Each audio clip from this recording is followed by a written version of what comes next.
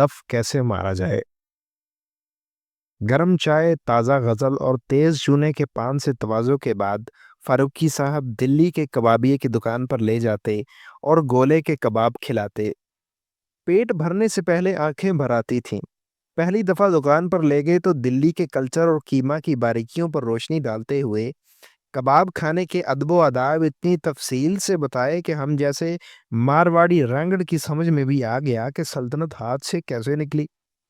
دلی کے کبابیوں کا کیا کہنا، بالکل وہی تیزابی مثالیں جو بہادر شاہ ظفر کے زمانے میں تھے، وہی شاہی رقابداروں کی ترکیبیں جو سینہ بسینہ چلی آتی ہیں، اور وہی امراض بھی جو میدا بمیدا۔ حالانکہ اب نہ وہ تگڑی راسیں رہیں نہ وہ قدردان۔ کچری اور پپیتے کی ایسی گلاوٹ لگاتے ہیں کہ موٹے سے موٹا گوشت پل بھر میں سرما ہو جائے۔ بقول شخص مست بجار کے یہ مثالہ لگا دیں تو وہیں کھڑا کھڑا گل کے قیمے کا ڈھیر بن جاوے۔ یوں تو دنیا میں غیبت سے زیادہ زود ہضم کوئی چیز نہیں، لیکن یہ کباب بھی حلق سے اترتے ہی جزوے بدن ہو جاتے ہیں۔ انہی سے معلوم ہوا کہ گولے کے کباب میں ایک حصہ قیمہ، ایک حصہ مرچیں اور ایک حصہ دھاگے پڑتے ہیں۔ سیخ سے اتار کے کڑکڑاتے گھی کا بھگار دیتے ہیں۔ سیخ کباب میں بھگار؟ یہ کس خوشی میں؟ ہم نے پوچھا۔ اس سے مرچوں کا دف مر جاتا ہے۔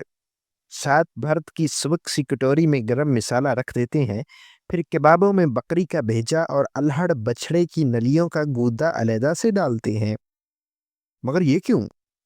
اس سے گرم مسالہ اور جائفل جاوتری کا دف مر جاتا ہے۔ پھر بڑی پیاز کے لچھے اور ادرک کی ہوائیاں اور ان پر ہری مرچیں قطر کے ڈالتے ہیں۔ یہ میسر نہ ہو تو محض سیسی کرنے سے بھی لذت بڑھتی ہے۔ خمیری نان کے ساتھ کھاتے وقت برف کا پانی خوب پینا چاہیے۔ مگر کیوں؟ برف سے خمیری روٹی اور ہری مرچوں کا دف مرتا ہے، مصلح ہے۔ بعض نفاست پسند تو کبابوں پر تتیہ مرچ کی چٹنی چھڑک کر کھاتے ہیں، پھر حسب حیثیت دہی بڑے یا کلفی فالودے کی ڈاٹ لگاتے ہیں۔ کیوں؟ اس سے چٹنی کا دف مرتا ہے۔ اچھا، اگر یہ سارے چونچلے فقط کسی نہ کسی کا دف مارنے کے لیے ہیں تو چٹوروں کی سمجھ میں اتنی سی بات کیوں نہیں آتی کہ یکے بعد دیگرے دف مارنے کی بجائے شروع میں ہی کم مرچیں ڈالیں یا پھر زبان پر ربڑ کا دستانہ چڑھا کر کھائیں۔